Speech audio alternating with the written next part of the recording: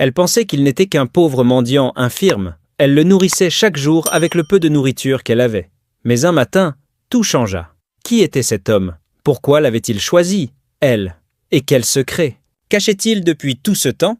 Installez-vous confortablement et découvrez cette histoire choquante et bouleversante. C'est l'histoire d'une pauvre fille nommée Esther et d'un mendiant infirme dont tout le monde se moquait. Esther était une jeune femme de 24 ans. Elle vendait de la nourriture dans une petite échoppe en bois au bord de la route à Lagos. Son stand était fait de vieilles planches et de tôles. Il se trouvait sous un grand arbre où de nombreuses personnes venaient m'y manger. Esther n'avait pas grand-chose. Ses sandales étaient usées, sa robe rapiécée. Mais elle souriait toujours. Même, fatiguée, elle saluait les gens avec gentillesse. « Bonjour monsieur, soyez le bienvenu », disait-elle à chaque client. Elle se levait très tôt chaque matin pour cuisiner du riz, des haricots et du porridge d'igname. Ses mains travaillaient, vite, mais son cœur était lent, alourdi par la tristesse. Esther n'avait plus de famille. Ses parents étaient liés morts quand elle était petite. Elle vivait dans une petite pièce non loin de son échoppe. Pas d'électricité, pas d'eau potable, juste elle et ses rêves. Un après-midi, alors qu'Esther essuyait son banc,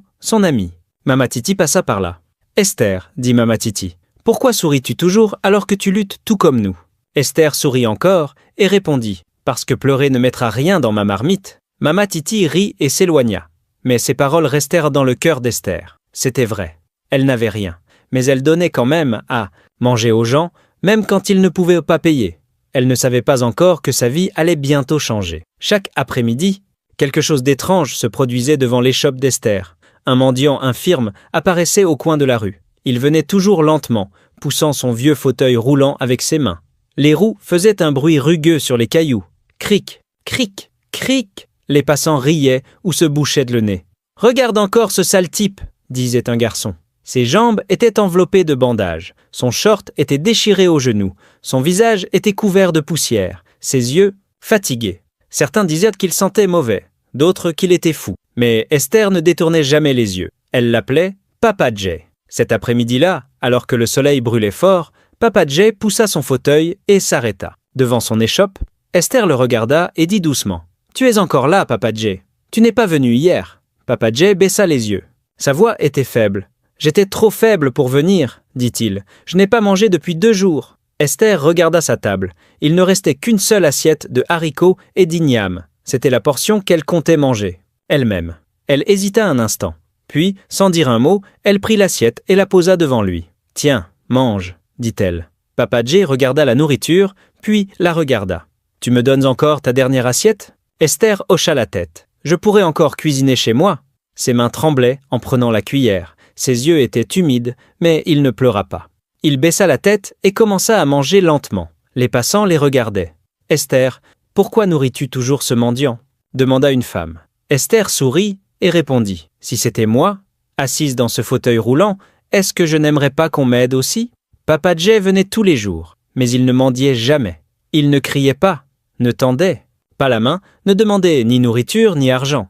Il restait toujours assis, silencieux, à côté de l'échoppe en bois d'Esther. La tête baissée, les mains sur les genoux. Son fauteuil avait l'air de pouvoir se casser à tout moment. Une des roues penchait même de travers. Tandis que les autres l'ignoraient, Esther lui apportait toujours une assiette de nourriture chaude, parfois du riz, parfois des haricots avec de l'igname. Elle la servait avec un grand sourire. Un après-midi chaud, Esther venait de servir du riz jollof à 2 écoliers, lorsqu'elle leva les yeux et vit Papa Jay assis à sa place habituelle. Ses jambes étaient montées toujours bandées, sa chemise encore plus trouée, mais il était là, silencieux, comme toujours, Esther. Sourit, mit du riz jollof bien chaud dans une assiette, y ajouta 2 petits morceaux de viande et s'approcha de lui. « Papa Jay, dit-elle doucement, ton repas est prêt. » Papa Jay leva lentement les yeux. Ils étaient dit fatigués, mais en voyant Esther, ils s'adoucirent. « Tu penses toujours à moi ?» dit-il.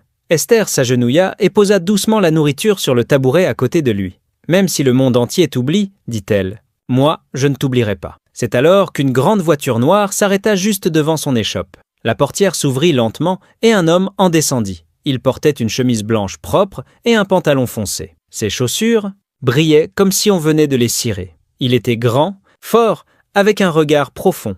Esther se redressa rapidement et s'essuya les mains sur son tablier. « Bonjour, monsieur, dit-elle. »« Bonjour, répondit-il. » Mais ses yeux n'étaient pas sur elle. Il regardait Papa Jay. L'homme ne cligna pas des yeux. Il le fixa longuement. Papa Jay continuait à manger, mais Esther remarqua quelque chose d'étrange. Il avait arrêté de mâcher. L'homme s'approcha d'un pas et inclina la tête, comme s'il essayait de se souvenir de quelque chose. Il se tourna vers Esther et dit « Donnez-moi une assiette de riz jollof avec de la viande. » Esther servit rapidement le plat et le lui tendit. Mais au moment de le prendre, il jeta un dernier regard à Papa Jay. Cette fois, ses yeux semblaient incertains.